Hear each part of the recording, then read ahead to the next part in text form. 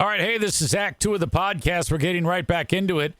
If you missed Act 1, go back and listen to that thing. Otherwise, this isn't going to make any sense. Okay, see ya. God damn. That reminds me. I got to get Josh in here again. Now, Josh is, his life has been turned upside down since he started working for the Red Wings. I mean, in a good way. He started working for the Red Wings in the stands, you know, like, hey, we're on section 110 with Jenny. She's going to play the Guess the Puck Challenge. You know, this is like during a timeout, one of those deals, and he's doing great. Well, Illich Holdings, you know, it's all owned by the Illiches. They see Josh and like, God damn, he's good. So they said, hey, do you want to be the PA announcer for the Detroit Tigers? And he's like, well, God damn, of course I want to be are you crazy? So he started doing it right during this run. And I don't know if he does all the games, but he should. And he's just killing it. I'm so proud of him. He sees me calling in, and he's like, I know what he's going to want to talk about. Come on, Josh. Don't let me down.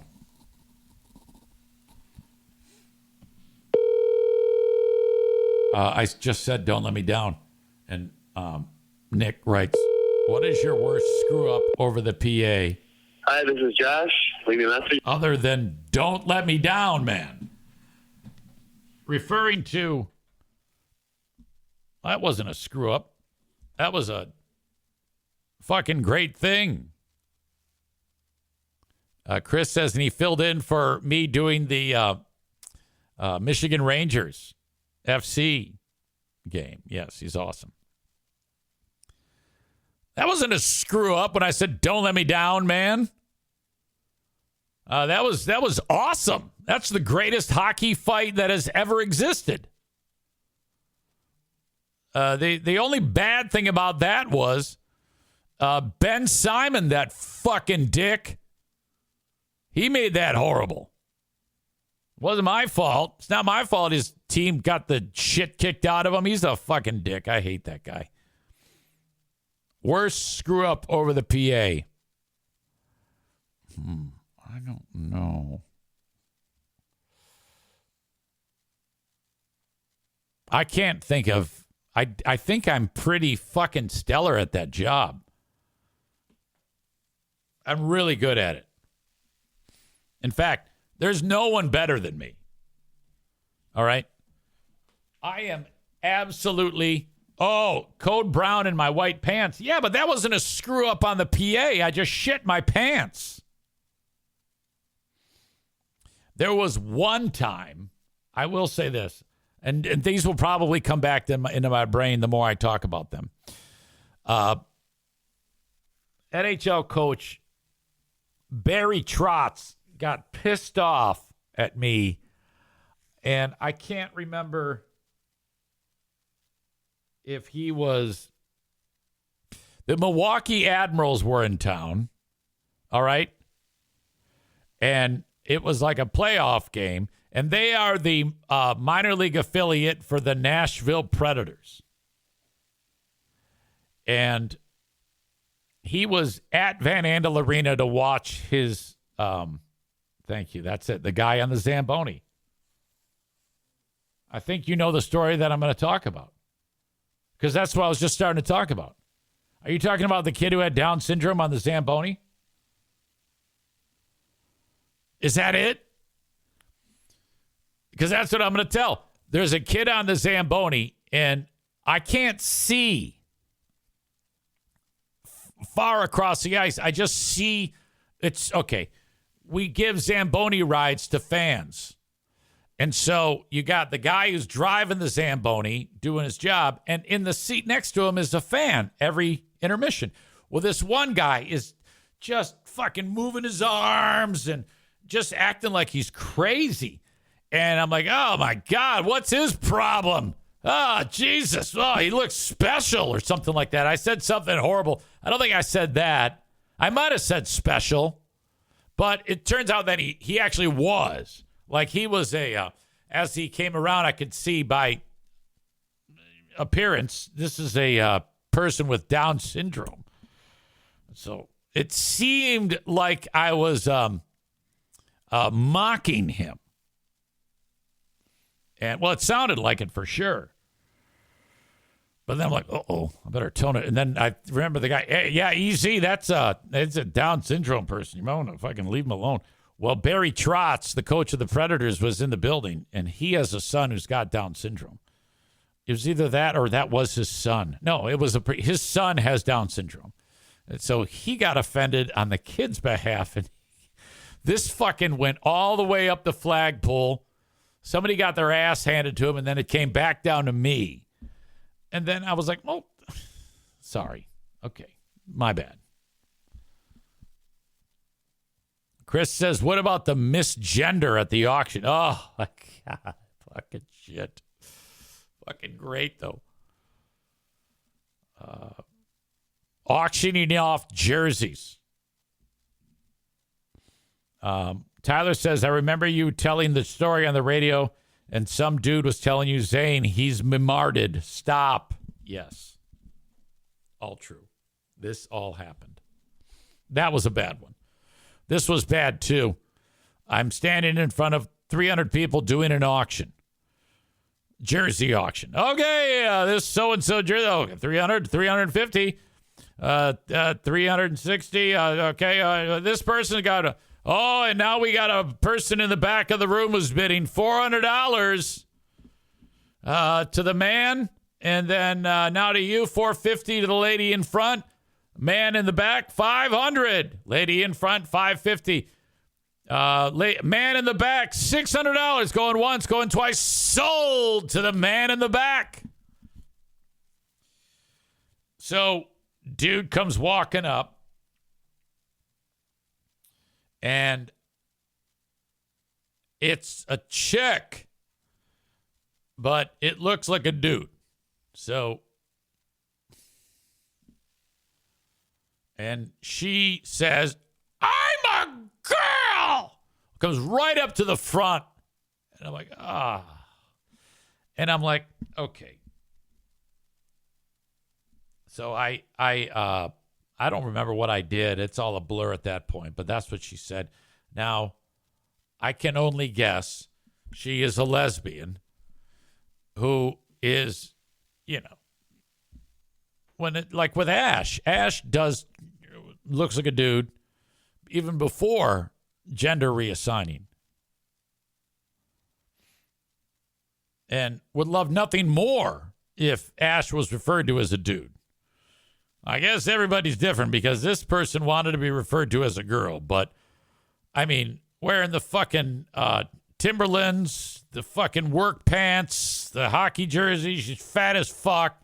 Her hair looks like mine. No makeup. And I'm just like, yeah, I'm so... Oh boy. It's just tough to deal with. So at that point...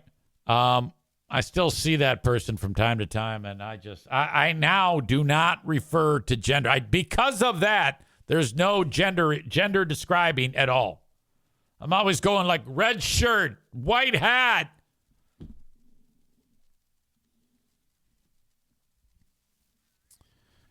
Sold to the big burly man in the back, Tyler writes. You're so big. You are big, my man. I'm not sure this jersey will fit you. Chris says, didn't you have to sing the national anthem at a hockey game before? I did. And I even said, ladies and gentlemen, please stand for our national anthem. The anthem will be sung by me.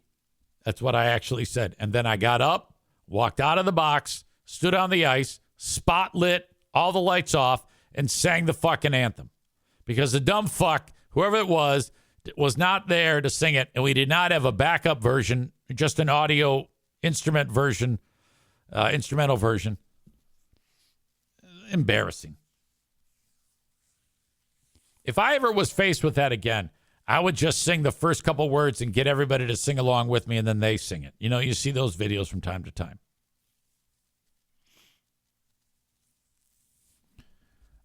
Joe writes, remember when that lady screamed at me? Yes, I do remember that. I forget why. I think because you were outbidding her or something like that. You went in there on a mission to get a jersey, and she was screaming at you. You should have said, called her one of the nasty things that you tried to teach me how to say. Corey says, why didn't you play it on your phone and put it near the mic? We did not have cell phones then. That was not a thing. The internet was barely around when this happened. Hard to imagine a world when you can't do that.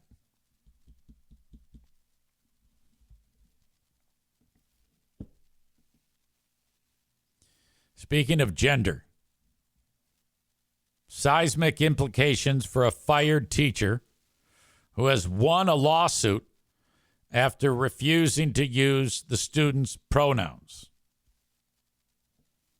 Quote, we're grateful that because of this decision, tolerance is now a two-way street, not a one-way ratchet for totalitarian ideology.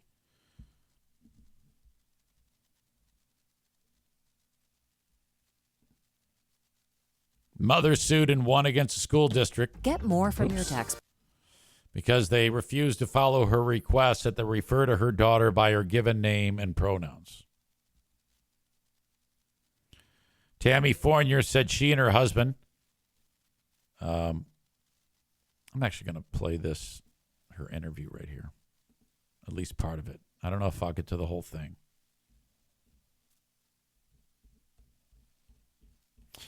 Now I don't think I'll get to any of it because my plan. It's Kamala Harris.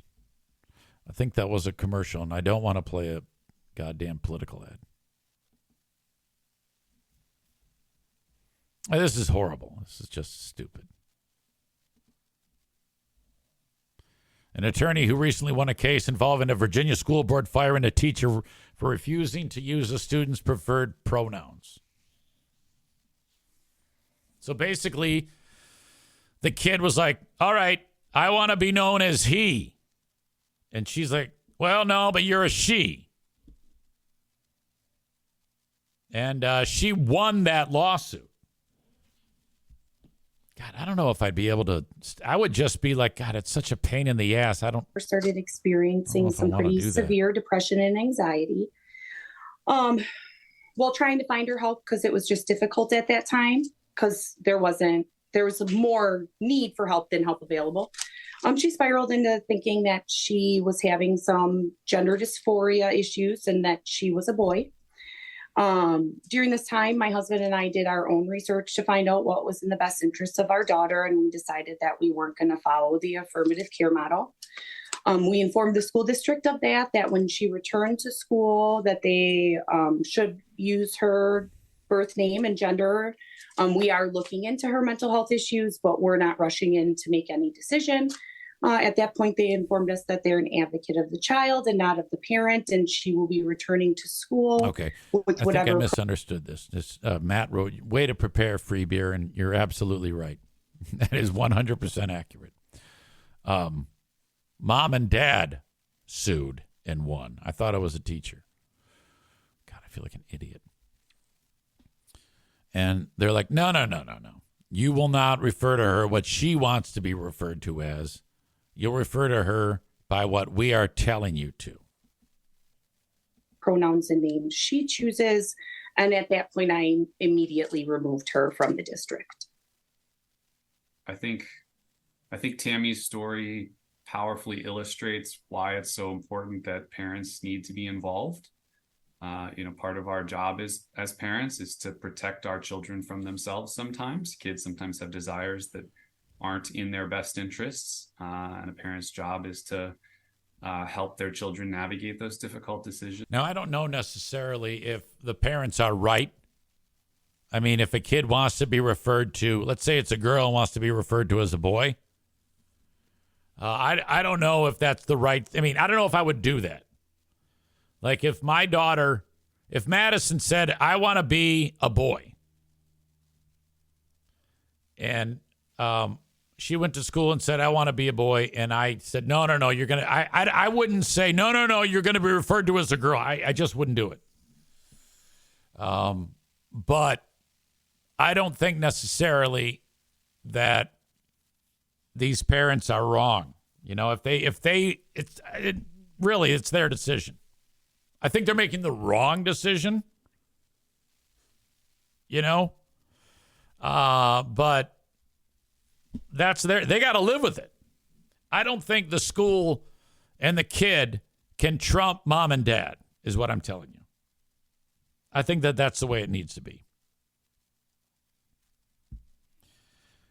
Tofa says, I'll bet $10 that they aren't right. Then he says she blamed mental health because she wanted to be referred to as a he. Kenny says, how old is the child? I think that should be taken into consideration personally. Tofa adds, that's the only time the right believes in mental health. That kid will just grow up to hate her mom and dad. Probably. But that's their problem, right? I don't know if the school needs to be in the business of all of this shit. I just want them to teach my kids, frankly. I don't think it says the age of the kid on here.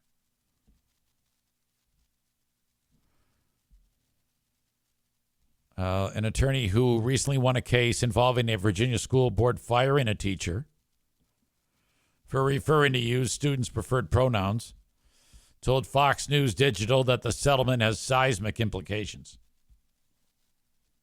The Virginia-based West Point School Board agreed to pay a former high school teacher, Peter Vlaming, $575,000 in damages and attorney fees after he refused to call a transgender student by their preferred pronouns. No, I think that's bullshit.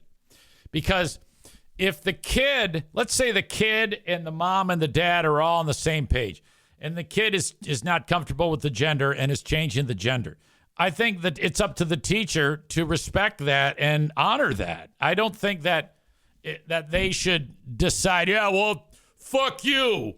You don't look like a chick to me. Go fuck yourself. I'm referring to you as a dude or a chick or whatever. I don't get that at all. You know? Kenny says, if it's anything but a high school, that's a tough call, in my humble opinion. Well, yeah, but again, it has to be between the mom and the dad and the kid. Tophus says that guy got paid for being a piece of shit and taxpayers flipped the bill. Yeah, when it falls into the hands of a judge or a jury, oh boy, you are rolling the dice. There's a lot that can, it's all a big wild card, all an unknown, very difficult. I just wish that, because I've got friends who've got transgender kids, and obviously I know Ash's mother, and the consensus that I've been able to come up with these parents who have transgender kids, they all get to a point where they just go, fuck it. No big deal. If they're happy, I'm happy. I don't think everybody has that happen. There are some people who go, oh, you're dead. You're not my daughter. I hate you forever. And then usually the kid does something horrible. The suicide rate is through the roof for that child.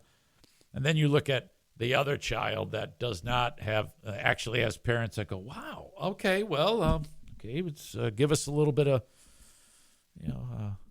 little leeway in working with this through, but we support you and love you, and we're here for you, whatever you decide. That becomes a healthy relationship, and the child prospers.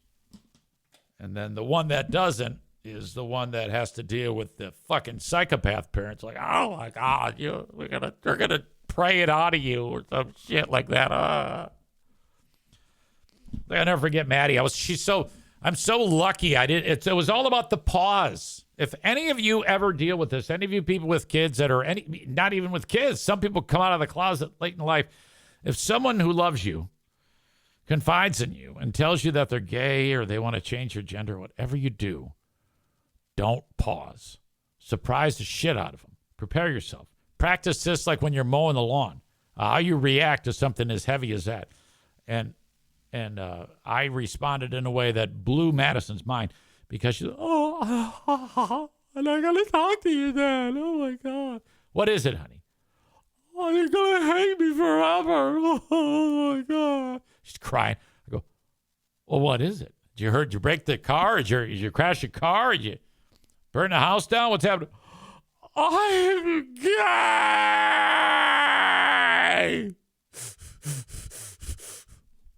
And I go, oh, well, cool. Is that it? What? Is that it? Is there anything, or did something bad happen? I go, yeah, all right. I got to get back to podcasting. I'll call you later, but that's totally cool. I don't care. You don't care? No. Oh. Okay, well, thanks. I love you, Dad. I love you, too. Have a nice day, honey. I'll talk to you later on. Okay, bye. I really feel for those kids who, say that, and the mom and dad go, we hate you. We cast thee out in the name of the Lord. Oh, my God. Assholes. Chris says, and to think Maddie's crying fits all stems from a missing DS case. I got to get that clip. God damn it. All right, I got to charge this iPad. It's going to take me a minute in order to get it up and running, but we got to hear that. You're right. This all does stem from that. Daddy! What, honey? Kenny writes, you chose love instead of hate. So hard for so many people to do that. Yeah, I'm a lover, okay? Everybody knows that. The only time I don't love is when I hate, okay? Now, I know that that's pretty profound, but I love, and I think it's written in the Bible. It says, love until it hurts, until you need to hate. It might not say it quite like that, but I'm pretty sure that's on par. That's like an accurate thing. Love till it hurts, and then hate.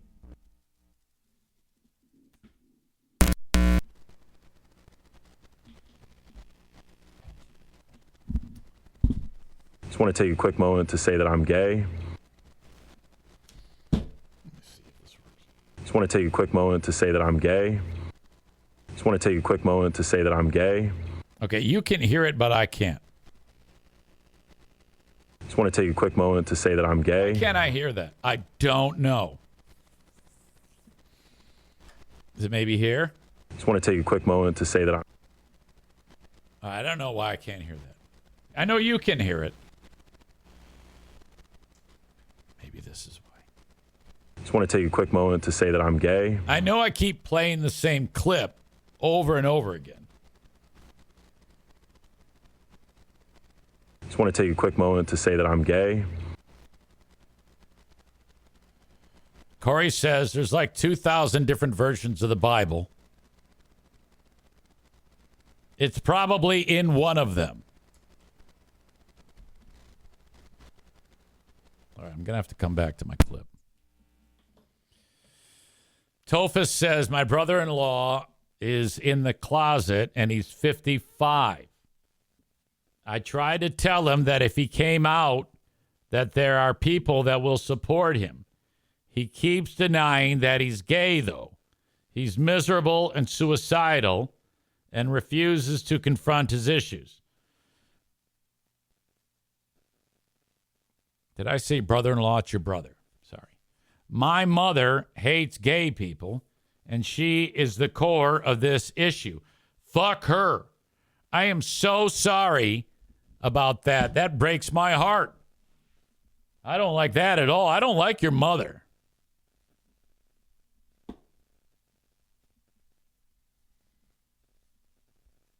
Tyler writes, one of the great philosophers of our time is Aristotle. Quote, the only time I don't love is when I hate.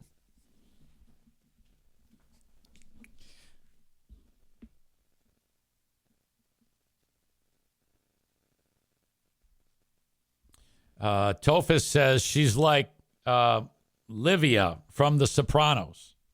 Is that Tony's mother? Tell your brother that he's getting a dad hug from me. Of course, I'm like the same age as he is, virtually. I will say this. When you think about all of the people that are coming out now and how young people are changing their gender a lot, and a lot of people like, well, this wasn't like that 20, 30 years ago. There's a lot more of them now. That is not true.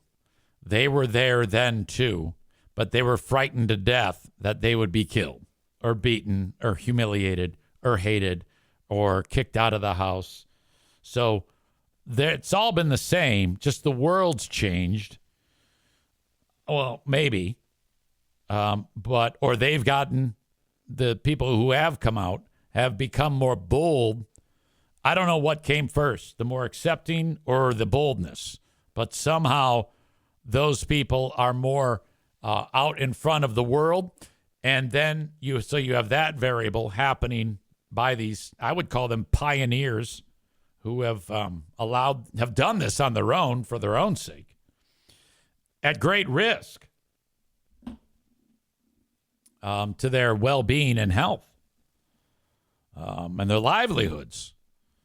And so that's basically my sentiment on all of that. And but you still have the pockets of people that exist in the world that hate them just for who they are, which is so this allows people who aren't like black to experience what black people have always experienced. Except now it's a little bit different, but because of Trump, it's acceptable to, in public, hate on these people and nobody bats an eye. So like my neighbor, I'm not saying which one, but my neighbor might bust out some type of slur and it's accepted. And it'd be weird if I said anything like, hey, that's out of line. It is. So that's why I said to Madison and Ash, I go, you are hated right now. And you better keep your head on a swivel. Your head's on a swivel because somebody wants to hurt you.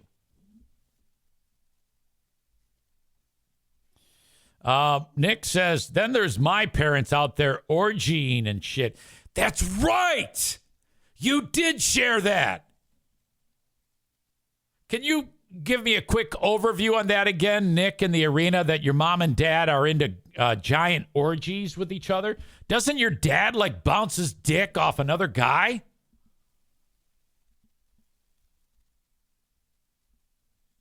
Yeah, that's right. I forgot all about that.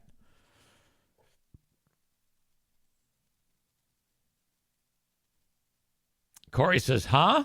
Yeah, it's true. Nick in the arena, his mom and dad have a big group sex party like every other day or some shit. God damn.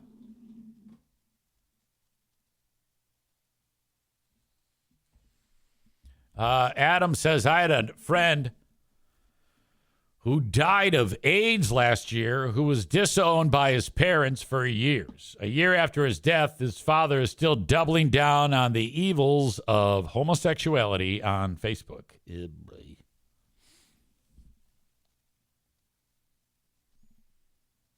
Megan says, the idea of orgies is so awkward to me. How do they start and when is it over? That's interesting. Yeah, who knows what it's like? I mean, a video is a video, but I mean, talking about like an actual real one. How do they? Is there like, all right, guys? Is there like a pep talk like the coach gives them beforehand, or does it just suddenly just people start porking?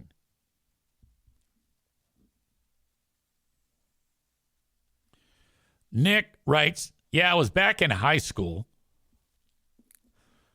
when they sat all the kids down and gave us the rundown of the swinging. That's right. I remember you were with like the kids of the other couple, and they would like send you off on your way, and you guys were figuring it out that something was going on. Oh, shit. All right, let me back up here. We kind of just stumbled into this unbelievable conversation. It's a spectacular conversation.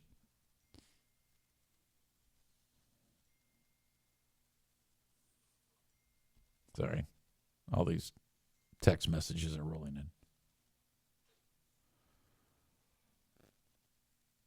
in. Your mom sounds like a dumb twat. The gay people were always there, Tophus said. And, Corey agrees. Corey says it takes more bold people to get people to be more accepting. Maybe, maybe not. I was talking with somebody about this the other day. You know how like racist it was in the South back when slavery was going on, and you think about the 20s, 30s, 40s, 50s, 60s, 70s. It's less racist as each year passes. As some people die, people that are born that replace them aren't tricked into being racist as regularly as they used to be. So the teachers of racism die out. That's how it leaves.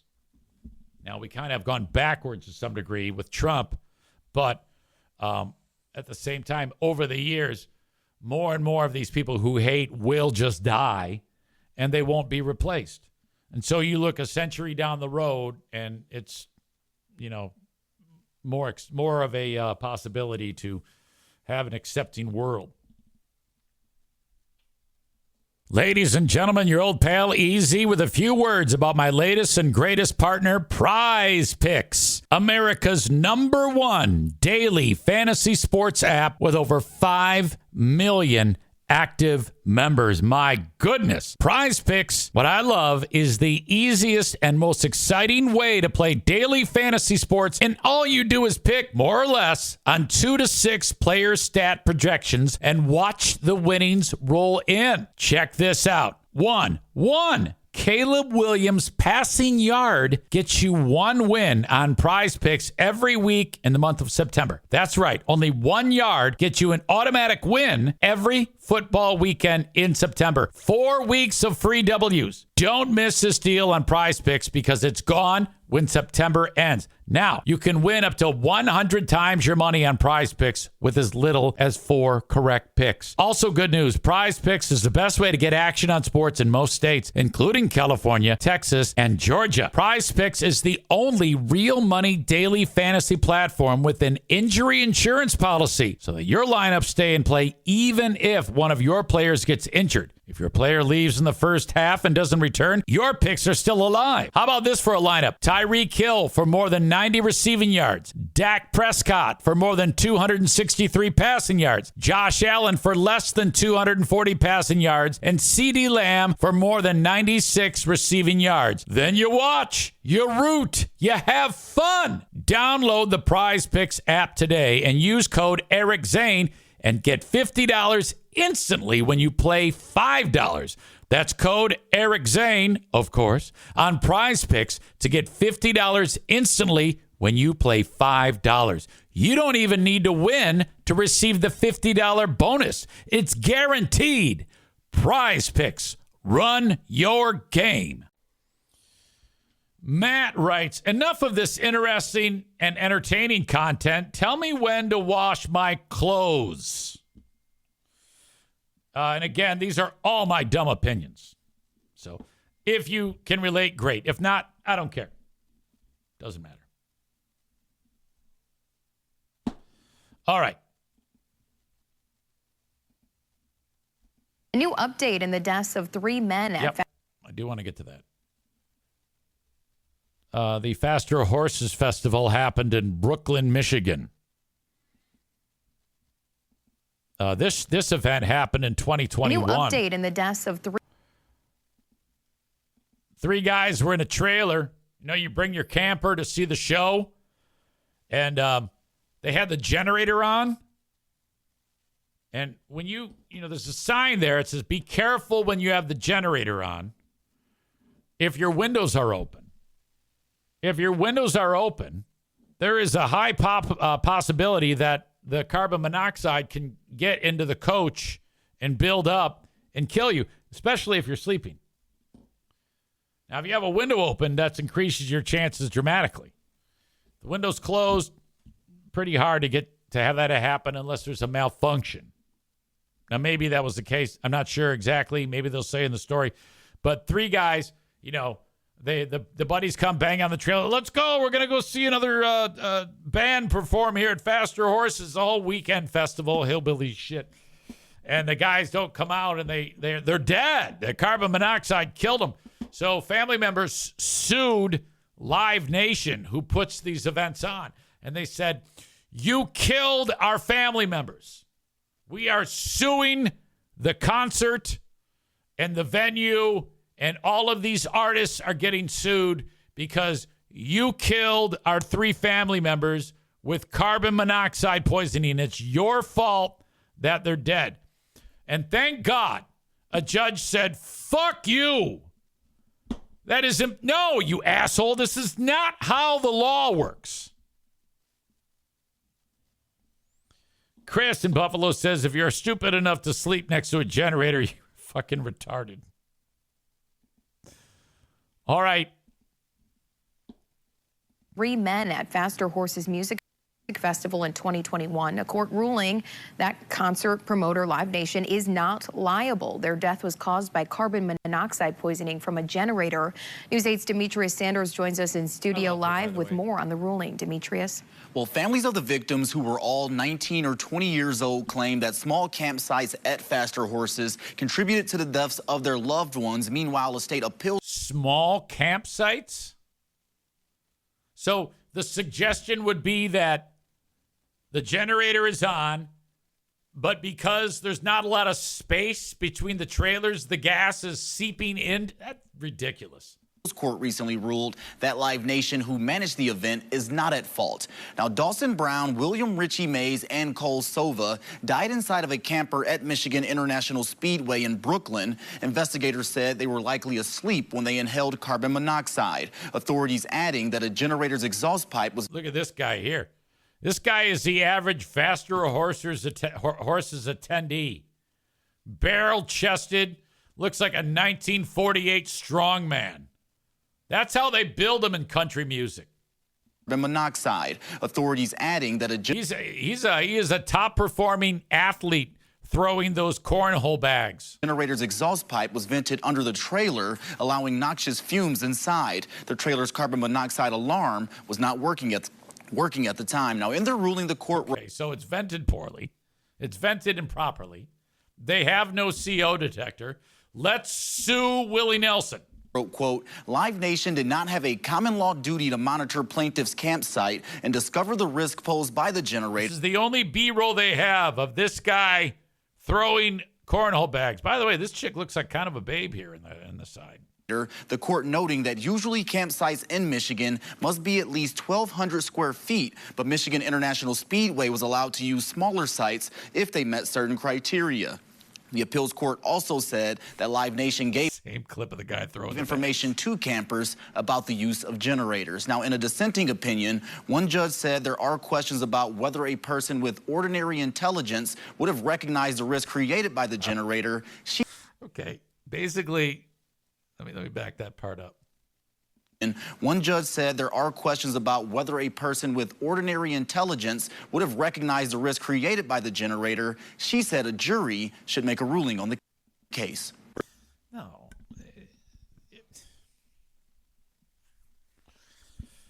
I don't know how any judge could dissent.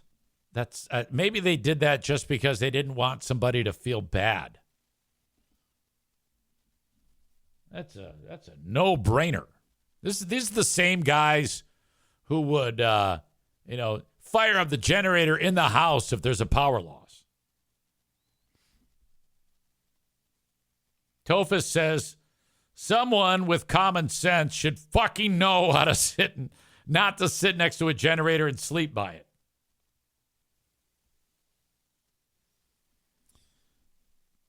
Cole says they actually had non-ordinary intelligence. Where is Michigan International Speedway in relation to the hard living line? It's quite a bit a ways from it, but, you have tertiary lines because it's a NASCAR track that affect that. If you are approaching that speedway and you cross a tertiary hard living line, it will suck the brains right out of you. You will behave like a moron. That is a regular thing. Tyler says bad news if a jury determines someone of common intelligence would know that. Not only do these 3 family members lose, but then a jury says those 3 were below common intelligence. LOL. If my son, if someone that I love died in that horrible way, I would be like, oh my God. Are you kidding me? What an asshole. Nick writes, nothing beats live NASCAR just for people watching alone. That's worth repeating, and it's worth telling the story. The 2 or 3 times that I was lucky enough to go to Daytona. Oh, my God. I did not watch a fucking bit of that race. I just went to turn 3 where all these losers stay. And, okay, so we were in the sweet spot where all the fucking RVs are. We got this badass fucking RV, and I remember Joe got so fucked up. He was puking in the bus back to Cocoa Beach because we had to stay there because there was no lodging. He's fucking barfing in a bag on the way back with, oh God, Jesus Christ. Fucking shit. Earlier in the day, we would wander around this turn 3, and it's stereotypical, but I'll never forget the guy who had the SS on his neck and a swastika like on the back of his hand, and he's there and he's got his arm around his chick, and I swear to God, she's pregnant and smoking and drinking, and he's just proudly displaying this Nazi shit. I'm like, wow. Meanwhile, the cars go ripping by. And it's like, Jesus Christ. That was a sight to behold. You're right on the people watching. Ooh. Nick says, I love seeing lobster red sunburnt hill jacks wobbling out of the race. Megan says, Brian and I were camped at a NASCAR race in Tennessee, Bristol Motor Speedway. I've been there many times. Wonderful place, which is pretty much we only camped in fields. My drunk ass was saving lives by telling tenters to move their shit away from the running generators. I'm shocked more people don't die at NASCAR events. That sounds about like something you would do. Show mom Megan. Wonderful human being. Matt describes it as everyone loves watching the fetal alcohol syndrome car races. I cannot support that joke. See, Stevie describes Megan as even helpful when she's shit-faced. Oh, I can imagine that. Helpful, but annoying AF when she's drunk. And she has to be. I mean, when she's sober, reminds me, she's just like a delightful soul, sweet, always upbeat. But I can just imagine her drunk, just like relentless, She says spot on. I knew it. I've never seen her intoxicated, but I don't think I've seen any of you intoxicated. No, I've heard Stevie intoxicated. Again, I don't have the clip in front of me. I do, but I don't have it hooked up right. I'm doing something wrong.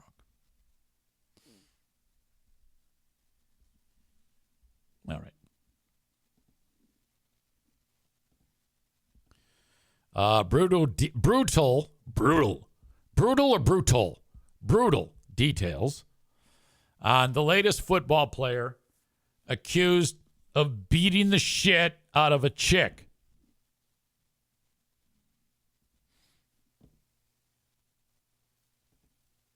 His name is Jabril Peppers. This is him. Looks pretty intimidating to me.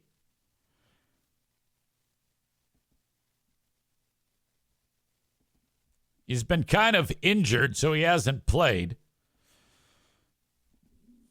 He's on the New England Patriots.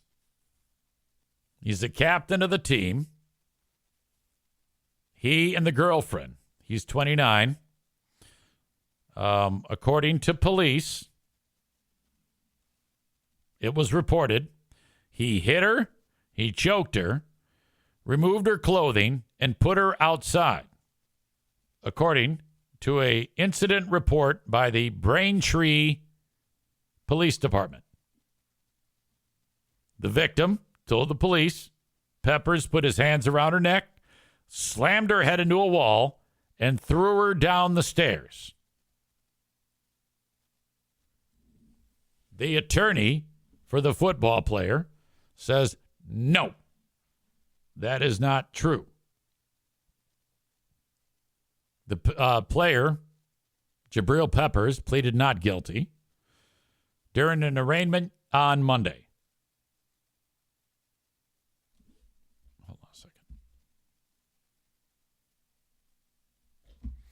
Claiming they had video and other evidence that sheds real doubt on the allegation. Quote, what I said in the courtroom, I'll repeat, that we have evidence that completely contradicts the alleged victim's story, and I expect my client to be fully exonerated. The attorney, Mark Brofsky, said, I know what you're thinking. As soon as you hear about the football player, you right away, you always believe the chick. Always. Well, in any instance of abuse, I pretty much always believe the chick. Right to start. But then I hear that statement and I'm like, okay, well, again, I believe the chick. It's probably true, but that doesn't mean shit.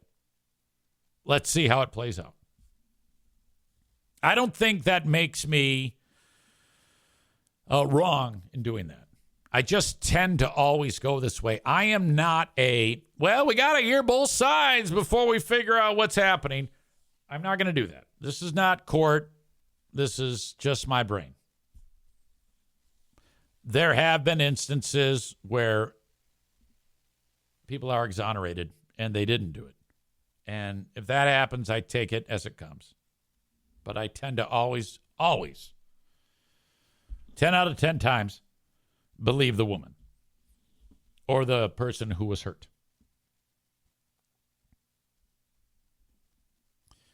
Peppers was charged with assault and battery with a dangerous weapon, strangulation, and possession of a Class B substance believed to be cocaine. The victim received treatment at the scene. The Patriots said, we are aware of an incident, but they refrained from additional comment. Yeah, I've always been of the belief that the team needs to go with this allegation. He's not allowed to play until it's taken care of. That should be the first thing that happens. So this is extremely serious. I have yet to mention anything about the Garth Brooks deal. Brooks had a hairdresser who he had known for some time who was accusing him of rape, a 2019 incident, and at a hotel. That's about all I know about this. And in this case, Garth says, absolutely not, and I will prove this. I will prove that my word is as good as gold and that I did not do this, and I will resurrect my name with and prove that this did not happen.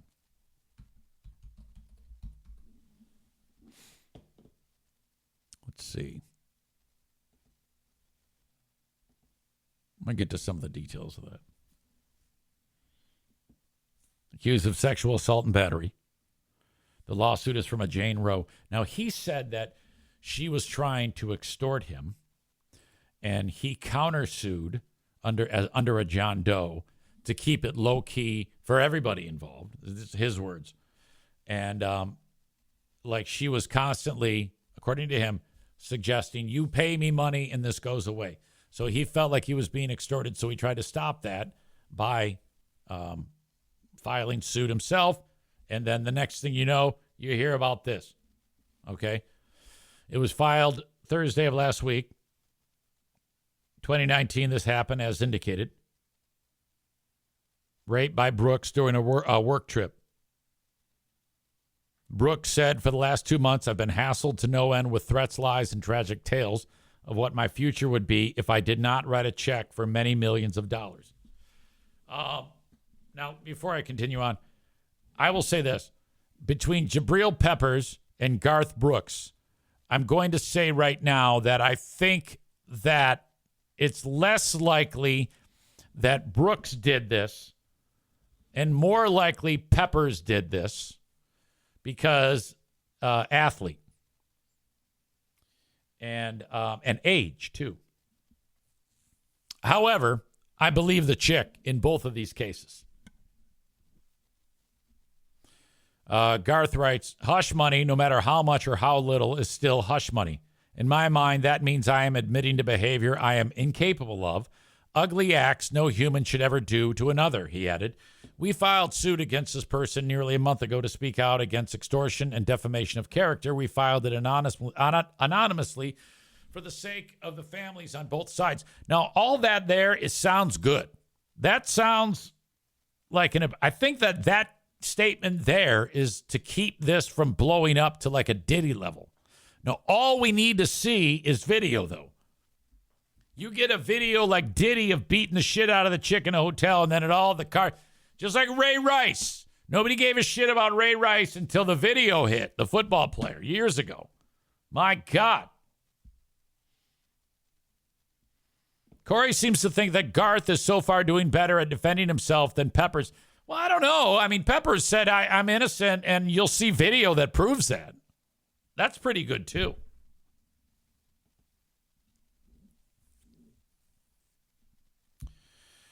Prior to Roe's filing, and as first reported by CNN, an anonymous celebrity plaintiff, now disclosed to be Brooks, had tried to block Roe from publicly repeating her allegations and fiercely denied the claims. Roe began handling hair and makeup services for Brooks in 2017, according to her suit, which states she was first hired to do hair and makeup for Trisha Yearwood, Brooks's wife, in 1999. So he's known this person for a long time.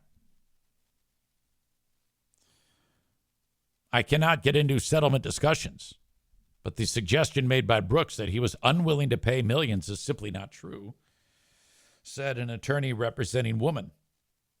We are very confident in our case, and over time the public will see his true character rather than this highly curated persona.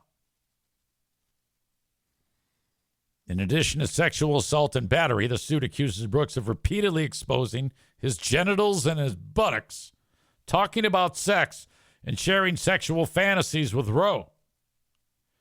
Also regularly changing his clothing in front of Roe and sending sexually explicit text messages.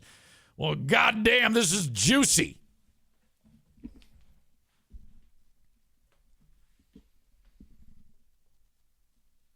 In her filing, Roe claims that during one alleged incident in 2019, when she was at Brooks's home for work, he walked out of the shower naked, grabbed her hands, and forced them onto his genitals while speaking to her with sexually explicit and vulgar language. In another incident in May 19, the suit says that Brooks raped Roe in a hotel room. during a trip to Los Angeles where Brooks was taping a Grammy tribute performance. According to the suit, Brooks and Rowe traveled to L.A. on Brooks's private jet. Usually there were others on Brooks's private jet, but this time, Ms. Rowe and Brooks were the only two passengers. Once in L.A. at the hotel, Ms. Rowe could not believe that Brooks had booked a hotel suite with one bedroom and she did not have a separate room. Once they arrived at the hotel suite, Rowe alleges the country singer appeared in the doorway to the bedroom completely naked. She says she felt trapped in the room alone with Brooks. After the alleged rape, Rowe claims that Brooks continued to tell her his sexual fantasies with more frequency and physically groped her. The complaint states Brooks repeated remarks about having a threesome with his wife. God damn.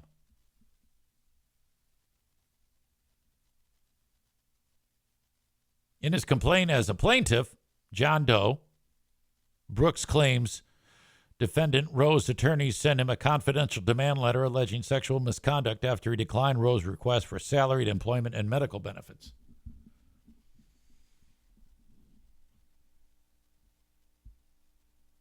We are confident that Brooks will be held accountable for his actions, according to the attorneys for the person suing. We applaud our client's courage in moving forward with her complaint against Garth. I believe Garth Brooks did this. I'm not going to split hairs. I'm not going to say, well, maybe. No, I think Garth Brooks did this. Whenever I hear the specifics, when they get really intricate, okay, and to actually make that, I don't give a shit if she tried to extort him first. Of course, that's what you do. You're supposed to.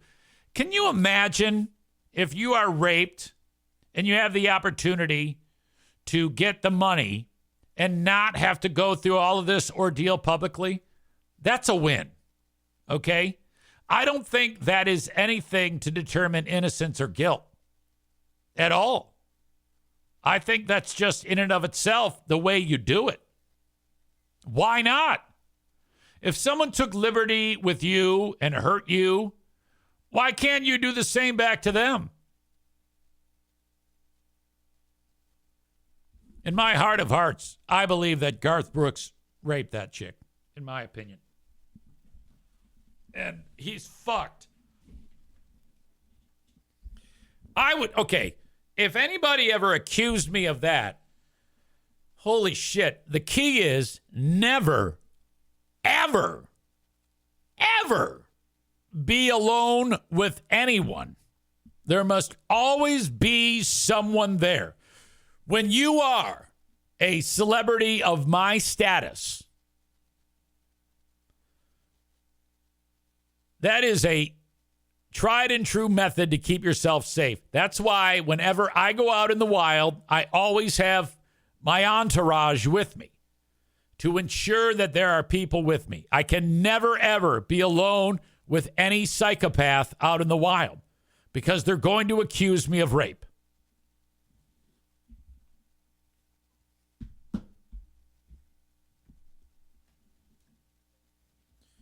Corey writes, people thought Cosby was a good guy.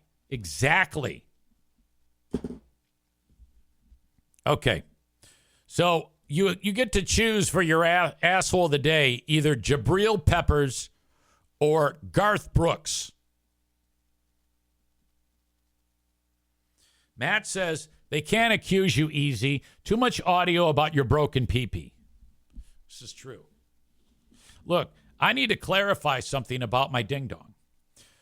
The medicine I take, because of my enlarged prostate, this is what's happening, does two things. Three things. It shrinks my prostate so I can go potty. It diminishes my libido. Not totally. I can still get wound up appropriately, if need be.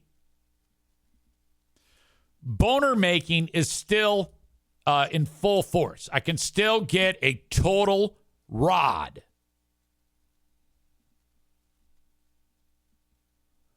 The intensity of my special moment is dulled.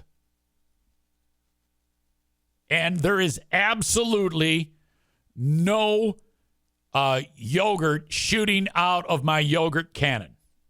These are all things that are happening to me right now. Linda writes, well, this was an awkward spot to join the live stream. God.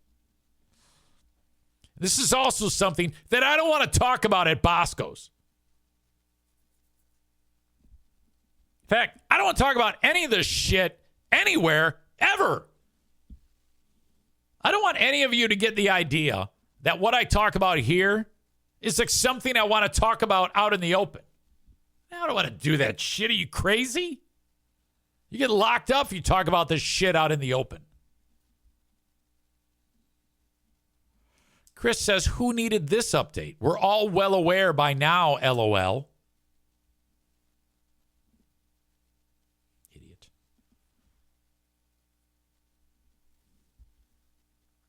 All right. If you have not reached out to Zach Marco at EstateWise to begin planning your trust, I want you to do that. Call or text 616-540-7544 or go online to estatewise.com. ESTATE-wise.com. It's so important for you to start planning your estate for peace of mind. If you have an estate plan, it provides peace of mind knowing that your loved ones will be taken care of after you are gone. It can prevent ugly family disputes and legal battles. You know, when the unhammered nail isn't happy with your choice, well, sorry, it's written down. The importance of protecting your family's future. Estate planning can ensure that the kids, the spouse, other dependents are financially secure, so that your estate doesn't wind up in probate for 2 years while they sort that out. A trust, estate planning, a will, power of attorney takes care of all of that in one shot. The only person you ever need to call for this to start the entire scenario is Zach Marco at EstateWise. Call or text, mention me, and save 15% on your estate planning services. 616-540-7544. 616-540-7544. Matt writes, well, they won't be able to convict you with DNA. You know, if something were to ever happen to Pooh Bear, if I had to meet someone new, I would have to have the awkward conversation about, I would have to say, I want you to listen to podcast number 1382 at the 2-hour mark. That's me. Honestly, I don't think I'd even bother trying to meet someone new. I'd just move in with the kids, have them take care of me. Finally today, the Mario Flores Lakeshore team of Van Dyke Mortgage. Buy now, refinance later. They will get you into a mortgage quicker than you think. Like literally, the end of the day, you can be talking about how much money you have to bid on a house. First-time mortgage buyers, or home buyers, I should say, reach out and get the red carpet service with Mario. 231-332-6505. Call and mention me from anywhere in the U.S. And that's the case with a lot of my sponsors. Mario, Zach at EstateWise, Frank Fuss. All these folks are in service industries that can help you no matter where you are. Mario's phone number, again, is 231-332-6505. Begin the path to home ownership today. Interest rates going down. That's a good thing. Buy now, refinance later with the Mario Flores Lakeshore team of Van Dyke Mortgage. Okay, friends. It is time for the asshole of the day, brought to you by TC Paintball. Let's see what's going through my mind.